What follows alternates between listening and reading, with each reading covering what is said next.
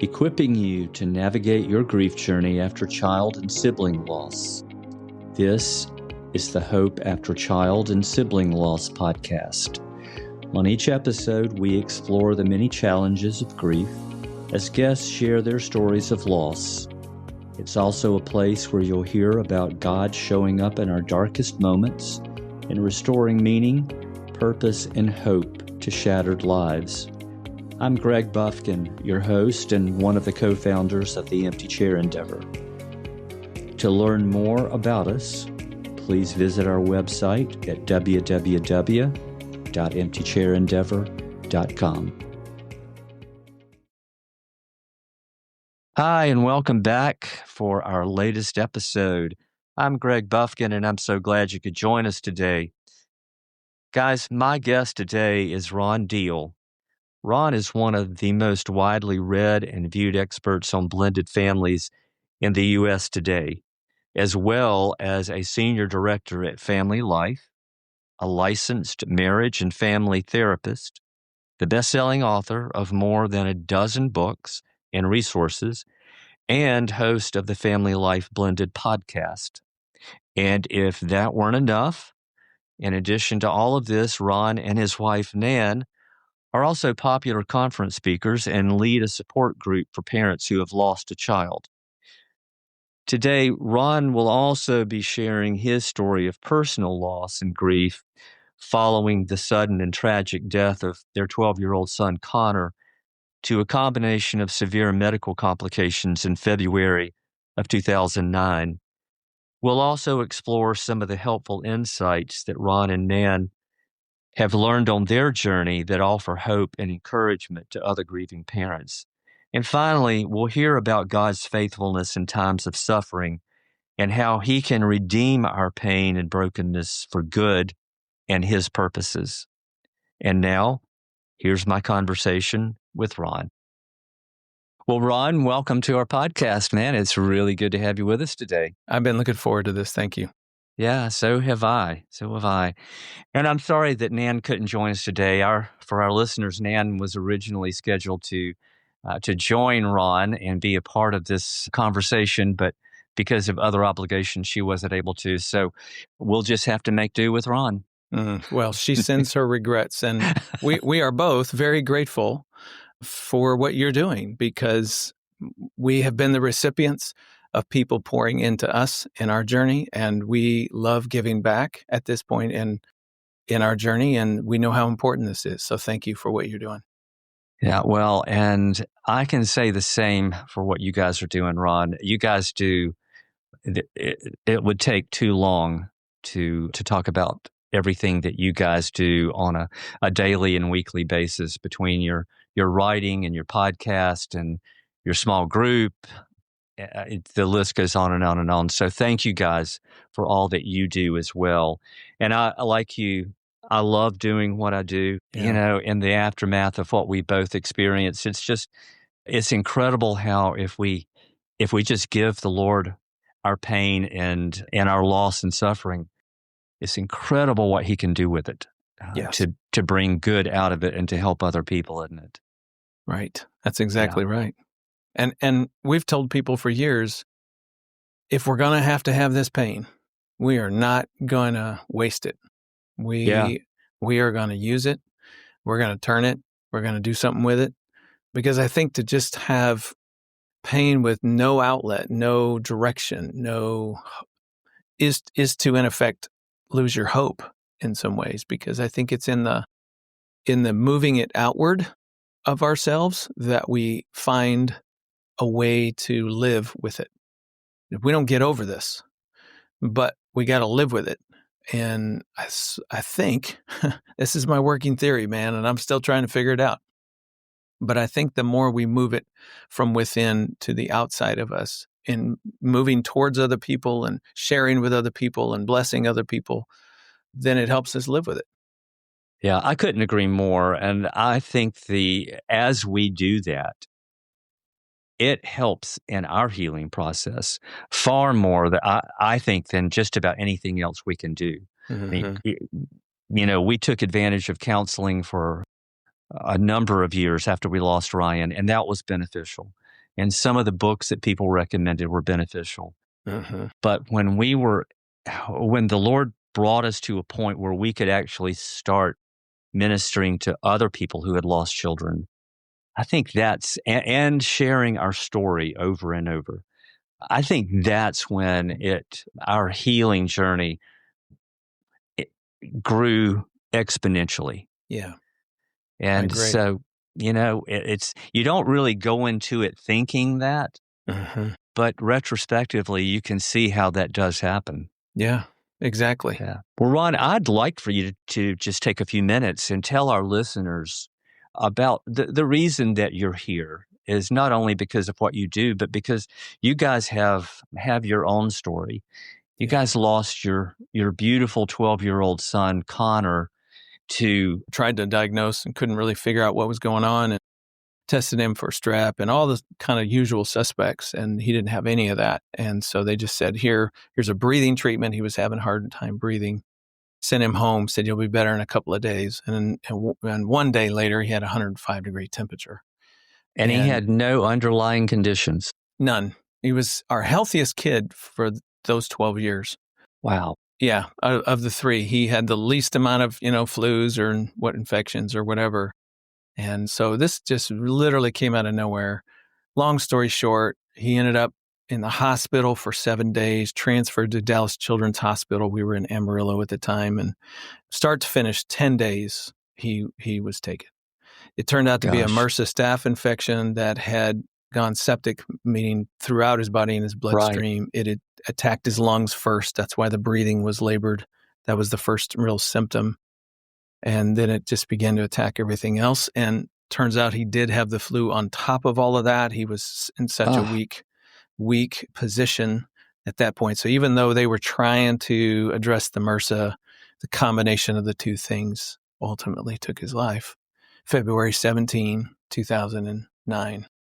Oh my gosh. You expect, when somebody is older and they come down with something that's serious, that it can kind of cascade into something else, and then you treat that, and all of a sudden you're treating something that you never even started out thinking that you'd be treating. But when they're 12 years old, right, and they start out with a headache, like you said, how many times have you sent a child to bed taking ibuprofen and thinking, oh, they'll be fine, they'll wake up and the headache will be gone? If you're like me, you think MRSA is that thing you get when you go in for some surgery and you get it in the hospital and you come out with something worse than what you went in for. And that is the common narrative. That's called the hospital-borne version of MRSA, which I didn't even know there was a different kind, but there's a community-borne version of MRSA, which you get just walking around life. And that's what happened to him. And to this day, we don't know where he got it, how he got it. We have no idea. We just know he was healthy, and then he wasn't. And 10 days is really all we had. And that's been 6,103 days ago. We're coming up on year 17. This coming February of 2026 will be 17 years, which is super weird because we've not had him longer than we had him. Yeah. And I mean, there's all sorts of little markers, and your grief changes over time, but we don't ever go back to where we were. We never go back. It's impossible. It's impossible. We're different people. Yeah. We're not ignorant anymore. We can't pretend that bad things don't happen. We can't pretend that prayer is complicated. Before Connor died, I have a lot of before and afters that I find myself reflecting on frequently. And one of them is prayer. Before Connor died, I just thought prayer was pretty straightforward, especially verses like, the prayer of the wise man availeth much, pray for the sick and they will be healed, and just all kinds of passages that seem to give a promise about that. But then that's not the way life works. And you're like, well, so what is prayer? And what's the point? And what am I doing? Why am I praying for this? I mean, you cannot go back to where you were. You cannot. And You're it's that speaking way for a lot of us right now. Yeah. And it's not just prayer, but it's like 10,000 little things. Yeah. that you now see differently because of this before and after experience. And it has recalibrated us, is our word. It's recalibrated us. What I used to think was a bad day, was a flight delay or a flat tire or something, some hiccup to my schedule in the day. That was a bad day. Now that doesn't even hit the Richter scale on my recalibrated definition of what a bad day is.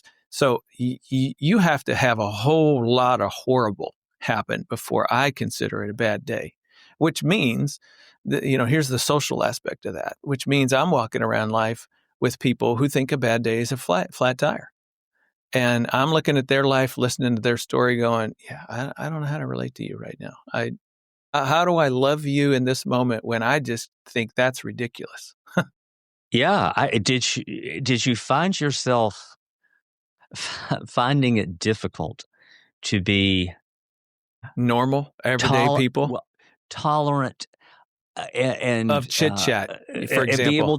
able to give grace when somebody's talking about how bad their day is? Absolutely. Absolutely. Especially in the beginning when the intensity of the grief is the greatest. Yeah, it is horrible to try to sit with people. And I think everybody listening right now has had at least one moment, if not a bunch of moments, where you're like, I cannot sit in this room any longer with people who are whining, complaining about things that do not matter. Now, I used to be in your shoes, but I ain't no more. And I cannot pretend that this topic is significant when it is not. And that is a very difficult space to be in, because now you're retreating from people that you normally would engage with. You're withdrawn, you're holding back, you're turning away, you're laughing at somebody. I mean, not outwardly laughing, but necessarily sort of inside going, that's ridiculous. I know what you mean. Yeah. And all of a sudden you're losing relationships. People are looking at you like, where'd you go? You used to be my friend. Yeah. A lot of things get changed in the after. Yeah, indeed. Did you find people retreating from you guys? Absolutely. Yeah. It's all the above. There's you retreating from them. It's other people going, I don't know what to say, so I'm not going to say anything at all. I'm going to avoid you. Nan had one person see her. They met in the grocery aisle just a few months after Connor passed away. And Nan made eye contact with this person. And she literally turned and went the other direction to avoid having to pass by Nan. Wow.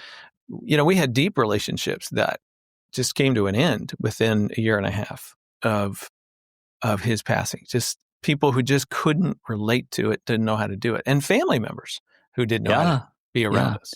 People don't know what to do with us. Yeah. And here's the thing I'd love to pass on, because this was given to me by a very, very trusted voice.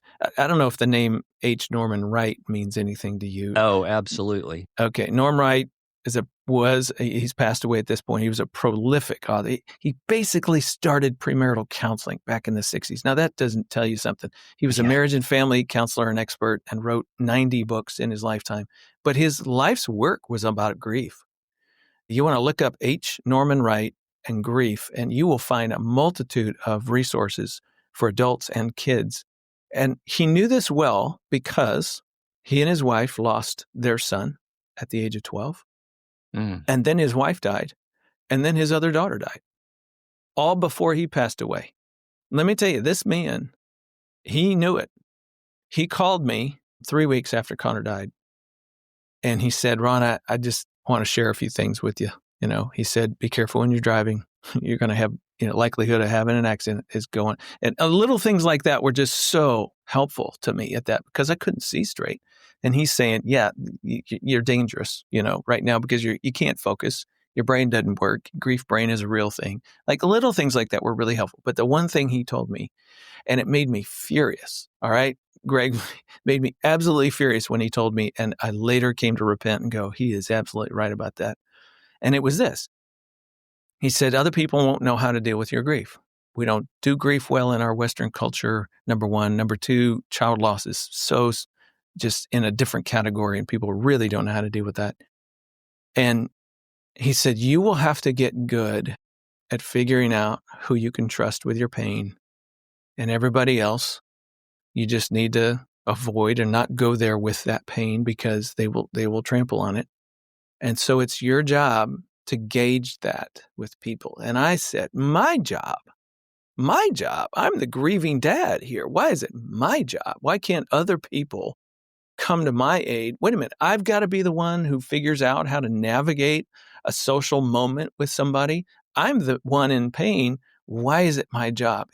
Greg, he was absolutely right, because as Nan and I have come to describe it, we have a grief garden that is I love so that. precious to us. And there are roses, and there are stories, and there are places to sit in with our son in his memory and who he was and what he was about and all of that. And I don't want to let people into the grief garden who will trample on the roses. And it's my job to say, no, I'm sorry, this is just not for you, and to keep them out. But when I find the one who does have that space in their heart, empathy, who does have the gift of mercy, who can come into the garden and listen to me sob and cry with me and hear my stories for the 100th time, the same story over and over again, that they will come and sit in that garden. Those are the people that I allow in. And it's my job, unfortunately, to figure out who I let in and who I don't. Yeah. That has saved us so much pain over the last 17 years. Because once we embrace that, once I got over being mad about that and embraced it, all of a sudden I found myself in less and less circumstances where I was infuriated by how people were reacting or responding to me. Yeah, it seems so repulsive to have to think about doing that. Because your automatic response, your default response really is exactly what you said. Hey, I'm the one grieving here. Yeah. We could use a little compassion and understanding here. We shouldn't have to explain anything. But what we eventually grow to understand is that it's impossible for them to understand. I mean, truth be known, the only way they could is if they had walked here too. And That's we right. wouldn't want that for anybody. And aren't those the safest people in our world? Other grieving parents. Absolutely. They are that's why we're so drawn to one another, because I don't have to explain how I can smile at somebody's little funny remark and know and that I'm not really happy. I don't have to try to hide the fact that I can have a part of me that has a smile on my face while the rest of me is deep in anguish, because I don't have to explain that to another grieving parent, because you get it too. Right? Exactly. And all of a Exactly. sudden, there's a safety here that says I don't have to be vigilant to guard and protect my son's memory or my pain or how I'm feeling about it or how mad I am at God today, because you might get upset that I'm mad at God. I don't have to worry about any of that when it's another Right. grieving parent, which is why, we're such big advocates for parents getting together and listening to podcasts like this, but having groups and talking and discussing, sharing with each other.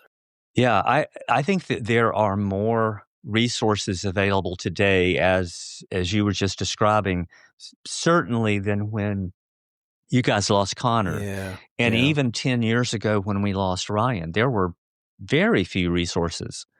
And so you find yourself in this pretty lonely, isolated place very often, especially if you don't have that kind of community that will enfold you. Kathy and I were blessed because we had a small group that met at our home and had been meeting together for a few years. So we already had relationships. I mean, strong relationships. And those people became a lifeline for us because they would listen to our story. They would listen to the hurt, to the pain that we could express because it was a safe place.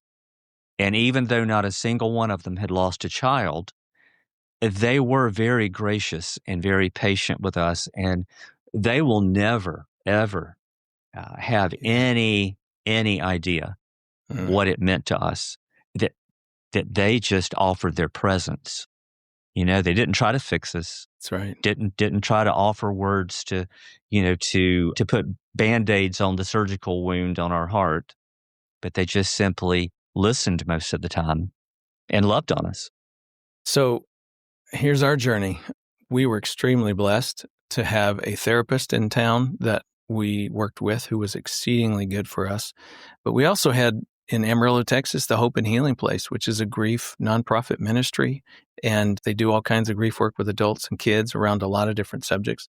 We joined one of their grief groups within 6 months of Connor's passing. And it turns out everybody in that group that signed up at time were all parents. So we didn't have somebody who just lost their, 105 age parent, which God bless them, we love you, but it's not the same as losing a child. And so we had a group of parents that we just kind of fell into one another's arms every, week. And that was marvelous for us.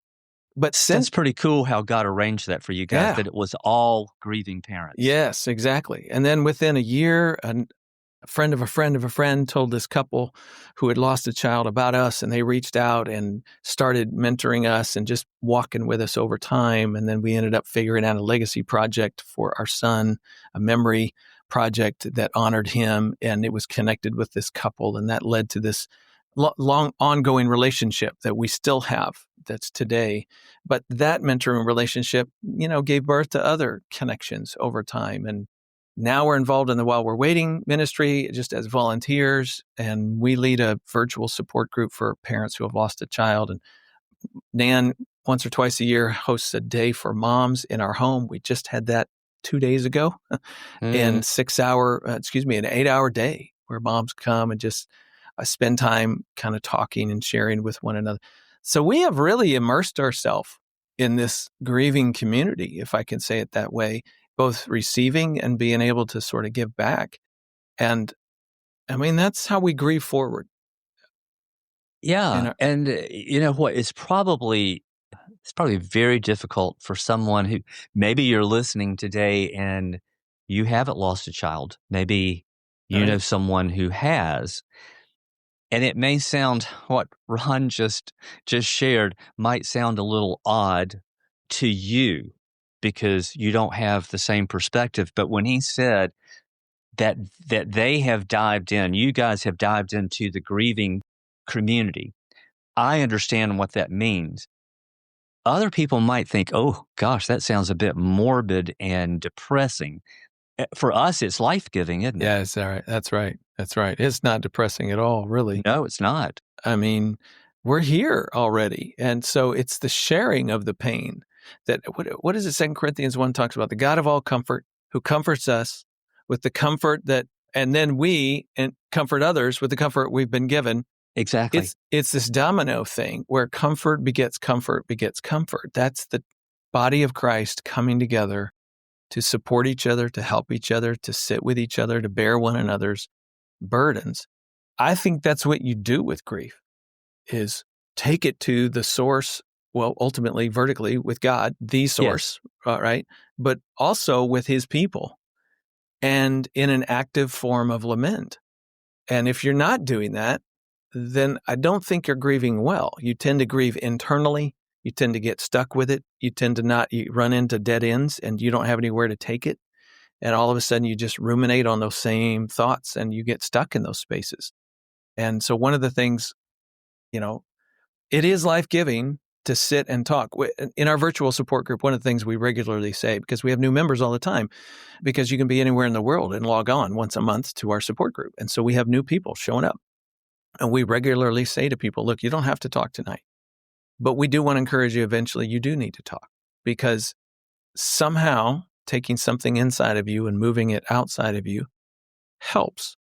If nothing else, it moves you a little closer to the other people in this group, and it moves them a little closer to you, and you feel less weight. I don't know that I can explain that other than that's one of the ways God graces us in our pain to move forward with it. No, I agree. And we've experienced that as you guys have. And I think, too, as we share our stories, whether it's via a podcast or whether it's in person live or even on the virtual small groups, as we talk about our experience and talk about our grief and the before and after, we're processing it as we're talking. It forces us to hear what we're thinking Yes. And then we can also take in what somebody else is sharing from their experience and put it together with ours. And I think God uses that to blend our stories in such a way that we learn from them and they learn from us. We borrow from their faith, they borrow from our faith, and we learn how to grieve in healthy ways. We don't need to chase the neurology of this too much. I am a licensed therapist, and I do work with people on a regular basis. And Nan and I have a book called The Mindful Marriage that in the back of it has a section of how everything you've learned in this book applies to grief. All of that to say, talking out loud helps you preach to yourself. And that actually helps different parts of your brain turn on and actively process painful things. It's not the same to sit in silence and think it. To say it out loud activates a different part of your brain that actually helps you process it in a more complete and thorough and different way than if you're only sitting alone and thinking it. So literally, there is something neurologically happening down to the neural pathways of your brain when you're talking about grief that you don't get if you only sit in silence and ponder it all to yourself. So praying out loud is different than thinking a prayer to God. Saying it to a friend is different than just sort of mulling over something yourself.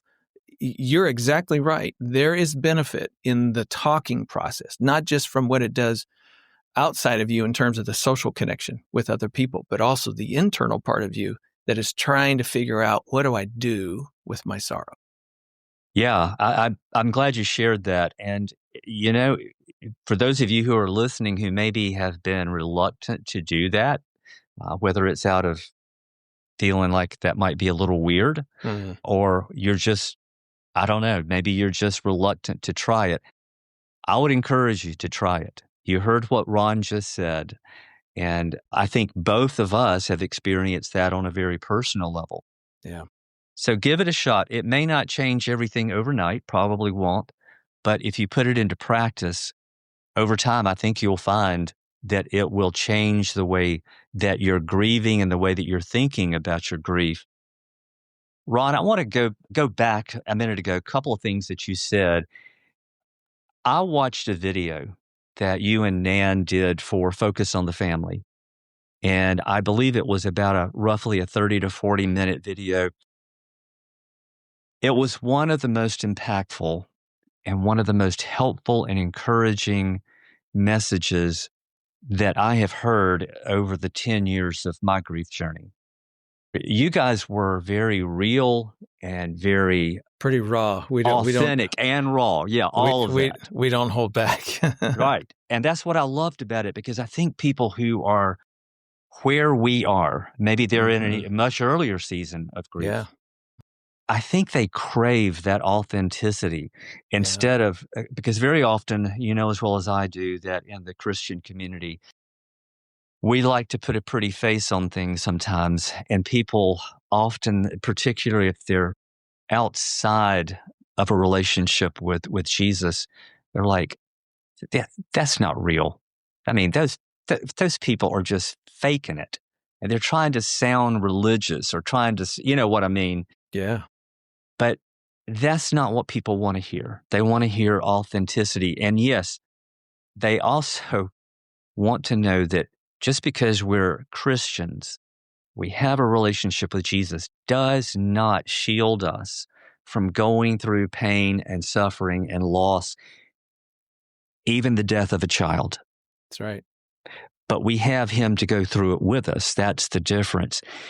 So on that video, there were a couple of things you guys talked about that I'd like for you to share with our listeners. One is grieving between the rails. Yeah. The other is talking about the value of lament on our grief journey.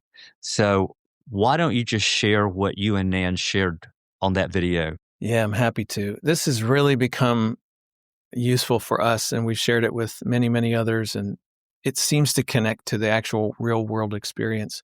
And let me just say that what I'm about to share about the two rails is as biblical as it gets, but we didn't know it when we were sort of stumbling our way into this languaging. But you'll see in a minute, it is what lament does.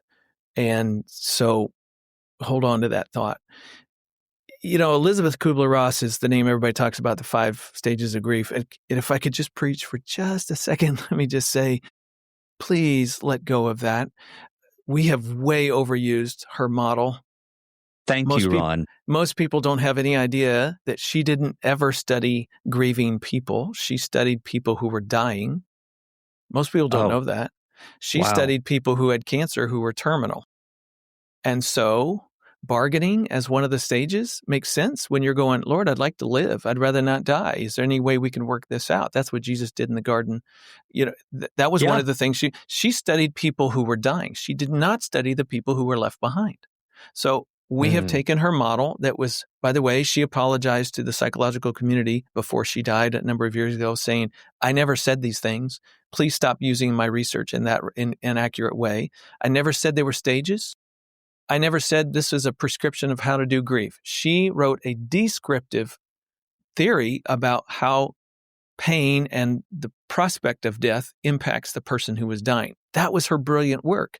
That's very different. She never said, now this is how you do grief. When your dog dies, your grandmother dies, you lose a job, and your child dies. Never did she say that, and we have way overdone it. The next time you hear your pastor use the 5 stages, please go up and be very polite and say, we need to stop talking about this that way because that's not accurate. Okay, so for us, I say all that to say our experience didn't match the 5 stages at all. And so we started stumbling. Well, what is it like? And we found ourselves into this language. Our grief is like a big train and it's moving 100 miles an hour and you cannot stop trains going 100 miles an hour. And all trains have a couple of rails that they're riding on, left one and a right one. And we started just figuring out, it breaks down for us into 2 big categories. The left rail is pain. It is, we miss Connor. It is the deep, deep valley of the shadow of death. I've got an elephant sitting on my chest and I can't breathe. There's physiological aspects to this grief. There's the emotional, the mental, the social. All of those things are under that category of pain. I miss him every single day and I want him back. That's the left rail. The right rail is, but I know I'm going to see him again. It's that hope. It's that I'm trusting in God and how eternity works. And so there's the day that I can long for. The right rail is the promise of being together again. I don't know what that looks like. I don't have that all figured out, but I do believe it's going to happen. The right rail is God is good. The left rail is, but why didn't God save him, rescue him, fix him? The right rail is, I can trust the Lord to manage Connor, to hold Connor, to protect Connor while I am apart from him. That's a beautiful thought for me. The left rail is, but I wish he was right here, right now, so I could just hug him and hold on to him and take care of him. Sure. These are the 2 rails, right? Left and right. And in the beginning of your grief journey, you're more on the left rail and like the train is leaning way up on the left pain rail. And really, that's all you can see for a long time. Like, I don't know how long, it depends on every person, but honestly, that's all you can feel. That is so true. Every once in a while, your head can get around hope, but you don't stay on that rail very long. You're just right back up on that left rail, leaning hard. But as time moves on, you sort of bounce down to the right rail a little bit, but here's the point, you're always riding on both. This notion that we have in our Western culture and in the Christian culture, that faith somehow destroys sadness is that's ridiculous. It's a ridiculous thought. It just doesn't happen. I tell people my faith informs my pain, but it does not negate my pain. Faith talks to my pain. Faith gives perspective to my pain, but the pain remains. I am forever on 2 rails. Now, as time has moved on, Nan and I have had conversations as of late. Here we are 16 and a half years in. Sometimes we're on the right rail more than we're on the sadness, sorrow rail. Like, it's almost like we can feel that hopefulness more frequently than ever before. And that's a nice thing. But the left rail is still always there. They are together, side by side, into eternity until I get there. then I don't know. I guess the rails meet or something. I don't know what happens at that point. But this side of death, I'm on two rails. And don't try to talk me off one or the other. Don't tell me one's better than the other. These two things live in parallel, and I got to navigate both of those spaces. Now, we started fumbling our way into that sort of language, and it was really helpful for us. I'd walk in and I'd go, I'm on the left rail today, leave me alone. We would use that as a way of saying, I'm in a good place, I'm in a bad place, I need something, I don't know what that is. And that really, really helped us. And then we started studying lament. This is like 6, 8, 10 years into our journey. We start studying what lament is really all about in the scriptures. And guess what? Consistently, you have this left rail, right rail experience. The left rail, Psalm 77 is a really good example of that. He's going, man, my pain is horrible. God, you've forgotten about. I guess you just don't give a flip about me anymore, do you, Lord? That's the left rail talking, right? And then he says, and then he turns to the right rail and he says, and yet I will remember who you are, what you've done, how you've been faithful. I know this about your character. I'm going to hold on to that as best I can. Guess what he's doing? He's doing left rail, right rail experience all at the same time. Right. That is it. That is how this thing works. And he is allowing his faith to inform his pain, but it doesn't get rid of the pain. That's what I love so much about the laments of Scripture and the story of Job, because you just see this demonstrated over and over and over again. Now, let me add one more thought, and then I'd love to get you to react to all this, Greg. Since even studying lament, I've studied in my world, in the mental health world, there's more a new predominant model about how grief really works. And guess what? They describe it as two major tasks. One of them is grieving, the sadness and the sorrow, the memories, the telling the stories, the holding on to your loved one and learning how to carry them with you into today. That's the left rail. And the other major task is figuring out how to live life again, how to get into today and look forward to tomorrow. And how do we carry the person with us and yet re-engage life as best we can?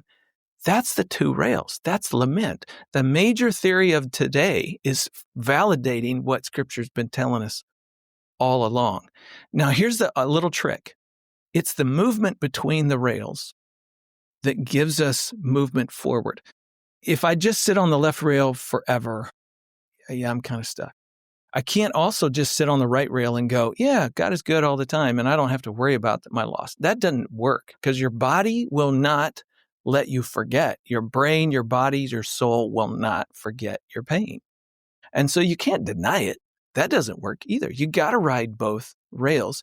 And it's movement into grief spaces and then back into life, and then back into grief spaces and then back into life. And conversations with, like we were talking earlier, with other grieving people, that's left rail activity. And then moving over to the right and going, I'm going to church and I'm going to try to worship God. I don't know if I can get it out, but I'm going to try, because I need to remember who he is, his character, and how that sustains me. It's the movement between the two and riding both over time that adds up to good grieving, if I could say it that way. Grieving that is productive in moving you forward. Right. Yeah, that whole concept resonates so strongly. When I heard you guys talking about that, I'd never heard anyone frame it exactly like that. But you are exactly right. Particularly as you read through the Psalms, God called David a man after his own heart. And yet David sometimes would rail against God. He would rail against his enemies. And sometimes he would ask God to destroy his enemies. But he always moved back to who God is, the goodness of God, and that God is sovereign and that we can trust him. Even with our pain, even when we are experiencing the absolute worst that we could have never even begun to have imagined. Yes. That God is there. He doesn't retreat from us. People might retreat, but God doesn't. He's not afraid of our pain. Yeah. He's not afraid of our That's right. words. He's a good father, and he can receive that and help us process through that. Now, I think there's two common ways that I agree totally with you, but I can hear two people in my head. One of them's going, no, it's not okay to be mad at God. You can't say things like that. Yeah. And I would say, go read Lamentations. The entire book is a screaming, and go read Job, who God says about Job in the beginning of Job, there's no one on earth like this guy. Now that's a compliment. Yeah. But No then kidding. Job, after his tragedy, spends about 36 chapters yelling at God. Now, Right. why would God give us that book, that story, if it's not okay to talk to God out of our pain? He's doing it to teach us what to do with our pain. It's the exact opposite. He is giving us an Precisely. example of how you move in and through grief. Bring it to God. The ugliness, the bitterness, the lack of understanding, the pain is to be taken to God. That's what Job does right. A lot of people in their pain just stop talking to God and retreat from God, and then the disconnect happens. But Job goes to God in his pain, and the connection remains. That But is life-giving. I could not agree more with that, Ron. But don't you think that in the American church that we have done a disservice to people, to Christians and non-Christians, because we, for some reason, we have made it almost blasphemous, Yes. to even think about getting angry with God, much less expressing it to Him. Yeah, I actually think that's our Western control society that's dominated our theology. We actually think that we need to master pain, we need to control it, we need to overcome it, and we don't have a good theology of suffering. I mean, read the scriptures. It's very clear. Paul, I prayed 3 times to get rid of my pain. God said, nope, my grace is sufficient for you. And Paul realizes, okay, in weakness, that's when I'm strong, because it's God working on my behalf. And he somehow finds some contentment with that. It doesn't mean he enjoyed his suffering. Not at all. Exactly. Yeah. That's the whole point. The suffering does not go away. And by the Right. way, here's my favorite verse that people can borrow and use when you have somebody throw Christian platitudes at you. Proverbs 25, verse 20. I really love the New Century Version. Let me read it to you. Proverbs 25:20 in the New Century Version says this: singing songs to someone who is sad is like taking their coat away on a cold day or pouring vinegar into their wounds. Amen. Amen Amen. and amen. It's miserable to sing songs to someone who is sad. Stop trying to fix us. There is no fixing this side No. of heaven. No, there's no fixing. We're not projects. And there's nothing wrong with grief. It's not a mental health issue. Grief is not bad or wrong. It just is. Exactly. And we just, grieving parents need to be loved. Yes. They need to be accepted. You don't have to understand it. Don't even try to understand it. And just do understand from however you can try to do this. Grief is incredibly messy, and it's totally unpredictable. And it's like, you were talking about a few minutes ago, Ron, we go from the left rail to the right rail, and sometimes we do that 37 times in half a day. In a minute. That's right. In a minute even. Yeah. Yeah. So it's, if you think you're confused looking in at us from the outside, imagine how confused we are trying to figure out how to navigate life on the other side of losing our child. We weren't made for it. When we think back, God gave us the perfect environment. Well, to Adam and Eve, they had the perfect environment. They had a relationship with God. It was perfect. There was no sin. There was no death. Sin introduced death into the equation. That's right. And I think we come poorly equipped to know how to relate to the concept, poorly equipped to know how to navigate it, to process it, and to help other people who are going through it. So you're bringing scriptures to my mind, if I may. Yeah. One last thought about lament, and then I want to come back to John 11. So, there's more than a third of the Psalms are laments.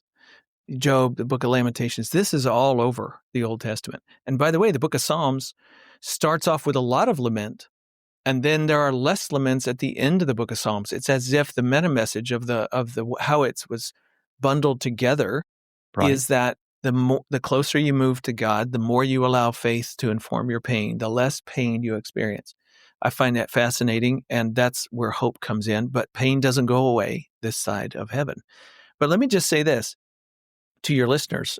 Go read the laments. They're beautiful. 77, they're doubles. This is how I remember them. Psalm 77, Psalm 22. A lot of people know what Psalm 23 is. Lord is my shepherd, I shall not want.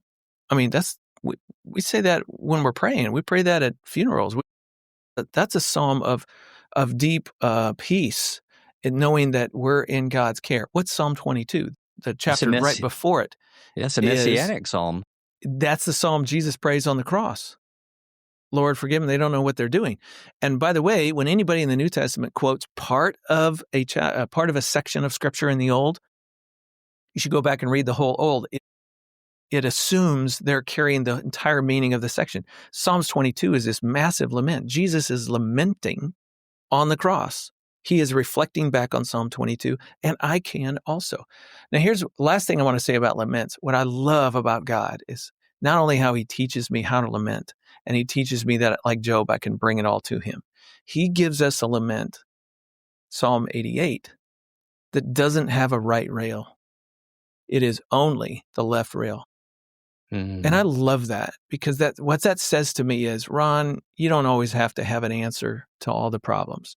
There are just days where all you got is suffering, and you bring it, and that's okay. And we never have to turn the corner every single time and say, yeah, somehow it's all going to work out in the end. You don't have to do that. That's what Psalm 88 is telling us. And I think that is so beautiful, such a gift from our loving, compassionate Father. It really is. And, I think sometimes we use this phrase, it's okay not to be okay. Yes. And that's basically what Ron and what you're saying. Even God is saying that it's okay not to be okay, that I don't always have to have everything, work out perfectly. By the way, the Romans 8, that passage that people will throw at us as a platitude, we have misunderstood. Romans 8 is a lament. Paul is actually looking back at how the earth is groaning over its current circumstances, and the Spirit is interceding for us in our groaning over the crud we got to deal with in life. Yeah. The deep, deep sorrows of this world. And then he turns the corner, and here's the other side, right rail of lament. And he says, and God is with you in this, and he is constructing something on your behalf, on behalf of you and all humanity. It's not everything's going to work out great and every bad thing is a good thing. That is not what Romans 8 is all about. It's a lament. Now, look, there's nothing wrong with bringing our pain to God. As a matter of fact, that's how we do it. John 11, I said a minute ago. Right. You were talking about how the Father joins us in our sadness. That's what John 11 is. Lazarus has died. Jesus goes to the grave. He cries. Yeah, since we were all little kids, what's the shortest verse in the Bible? We all knew it. Jesus wept, right? Right. Well, what's the context? Jesus is crying over his friend and over his friends who are grieving his friend, and their sorrow brings him sorrow. Yeah. This is our God. And he was willing to express that. He was willing to let other people see him express his grief, even knowing that within a few moments he was going to raise Lazarus back to life. He didn't blow it off because he knew that. He allowed himself to experience exactly what we experience. Greg, you just reflected back the two rails. The left rail is sorrow and sadness, and Jesus joins us in our sorrow and sadness. Even knowing the right rail, that he's going to do a miraculous work and he's going to raise Lazarus. See, the right rail does not negate the left. If it did, Precisely. Jesus would have never had to cry. He would have just said, it's going to be all right. Give me a minute. I'm all over this. He didn't. No, that's not the way it works. you authentically have both side by side, pain and trust. Yeah, that's real. That's the reality of it. And that's I think once we can embrace that and understand that is how our grief journey and our healing journey are going to play out until until we leave the place where we live now on earth. It's and I think sometimes when we can get to that point, I think it relieves some of the stress that we feel trying to figure out how this is going to work in the future. I mean, we know how bad it is right now, but we want it to end. And sometimes, other people around us want it to end. It's like, have it, it's been 10 years, you kind of need to get over it. And that ain't the way it works. That's not the way it works. That just isn't. There's something else that you guys talked about in that video, Ron, that I also want you to share the last few minutes that we have. And that is, what are some things that you found, that you and Nan found, either as a couple or as individuals, that as you look back over these last 16 years, were beneficial to you guys on your grief journey, that you could share with our listeners? Yeah. Okay, I'm going to popcorn these. First of all, as a husband and wife, wow, extend a lot of grace to each other. Over time, in the beginning, you don't know how you're going to react when Thanksgiving rolls around or birthdays roll around, but over time, you will learn one another's pattern. You'll learn, for example, that Nan rallies heading into Connor's birthday or Christmas Day. She crashes after the day. I don't rally going into the day. I am sad. I am in my lonely place. I'm on my left rail, and I am having a hard time going into those special days. And then I sort of lift after, like, okay, knowing this about each other, she gives me grace when I'm down first. I give her grace. Like, you got to be a team. You got to figure this out and try to survive together. And that is a journey. We don't have time to get into it, but we did this really well the first 4 years, and then we didn't do it well. And there was some complications to that, but we had to work hard to find our way back towards one another again. So in those precious relationships, and this also applies to your other children if you have them, and your extended family.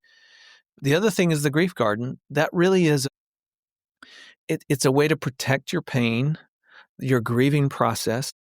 Find your trusted voices and let them in, and keep, looking for time with them, but then also guard that garden and don't allow other people in who are going to trample the roses and just add to your pain.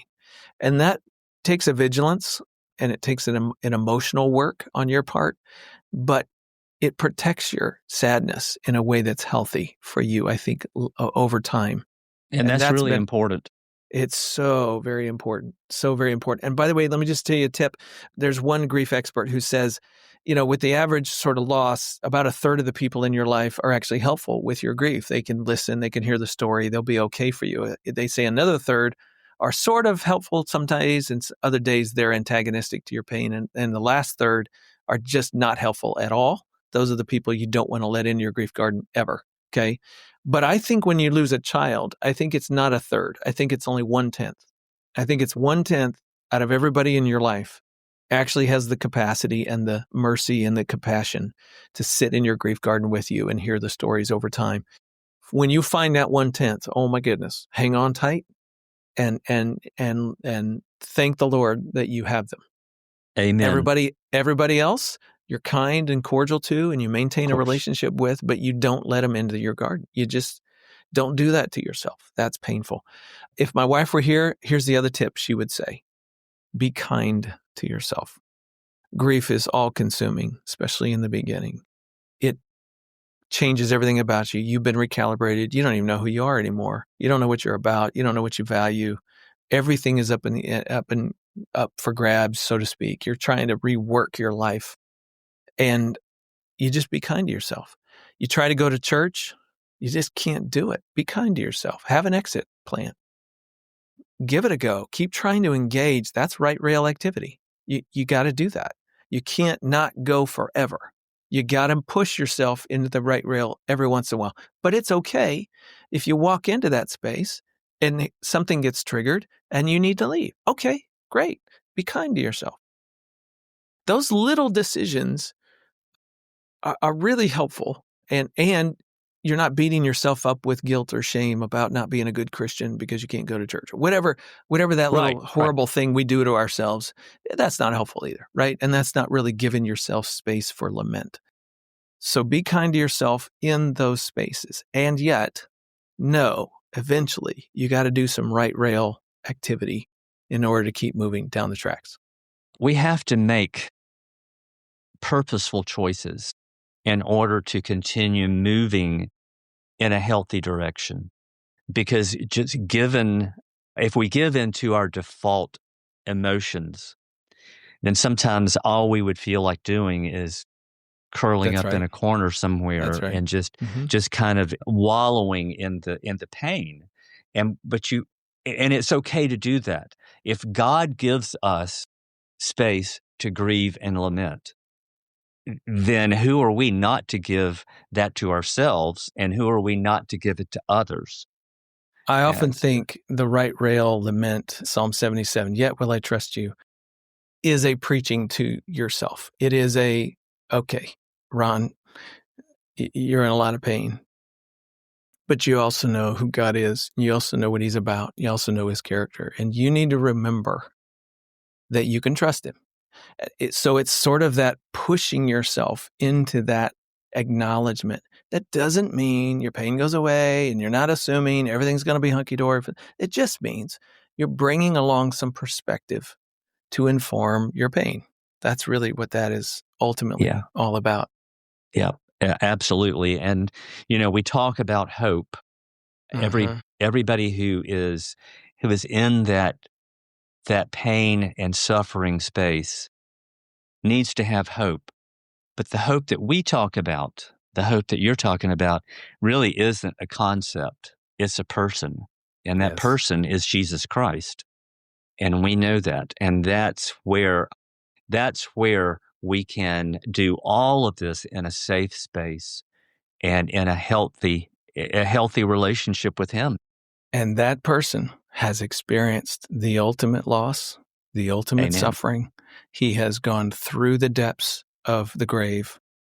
He understands your pain. He is not, antagonistic toward it. He absolutely has deep, deep compassion for it. And I think is far closer to our pain than most of us realize.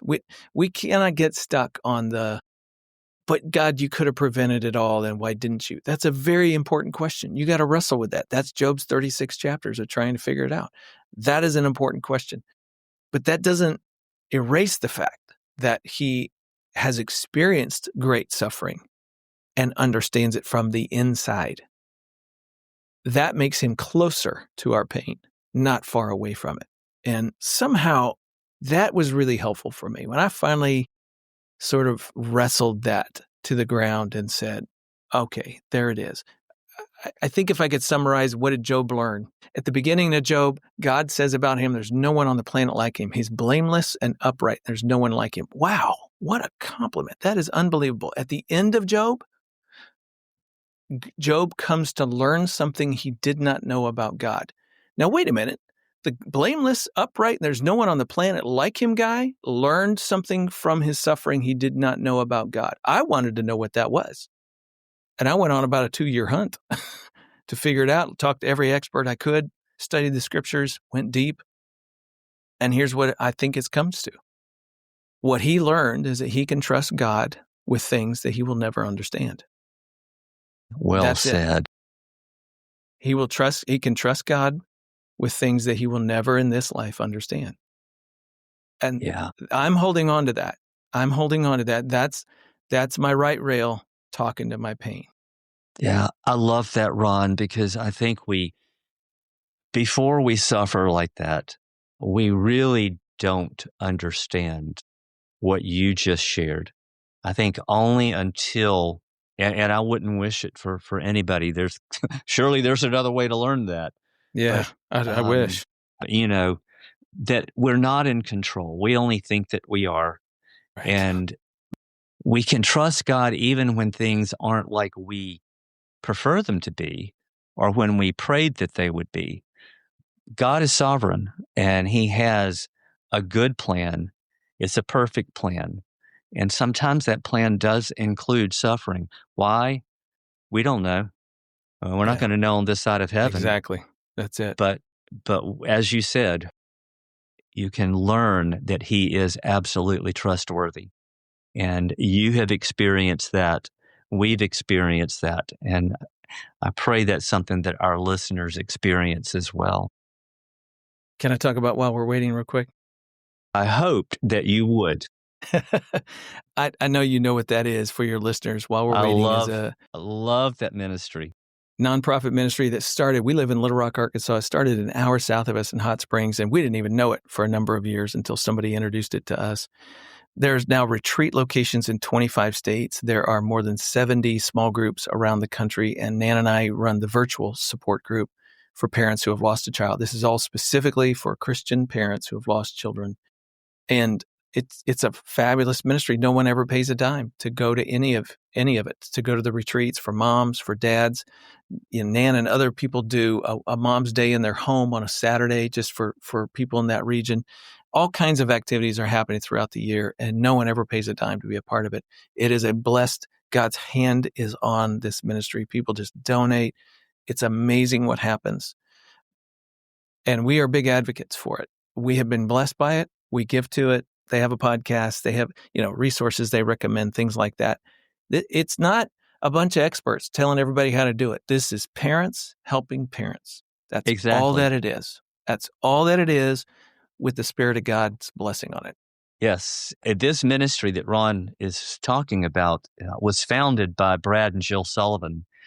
And you can please check them out online. While we're waiting, their podcast is While We're Waiting, Hope After Child Loss, very similar to our podcast name. But this, as Ron said, this is a very anointed ministry, and it continues to grow. And please take advantage of it. If you're not already involved in something like that, whether it's one of these support groups that Ron's talking about, or if you want to listen to the podcast, it is an incredible ministry. So please check them out. And for our listeners also who didn't get a chance to write it down, there is a link that I will provide in Ron's episode description to that to that video that he and Nan did for Focus on the Family. So I will include that. I would encourage you, please listen to that video. So you'll hear some of what Ron talked about today, but you'll hear even more, and you'll hear more about their story. Ron, I just greatly appreciate you taking time out of your schedule to come and be our guest today to share your story, but also to share some of these insights that you and Nan have picked up over the years on your own grief journey, and sharing that with others to help give them some encouragement. I guess my last thought is we're still on the two rails. It ebbs and flows. And in the beginning, it was left rail only. And then the right rail would start coming in. And it did for me sooner than it did for her.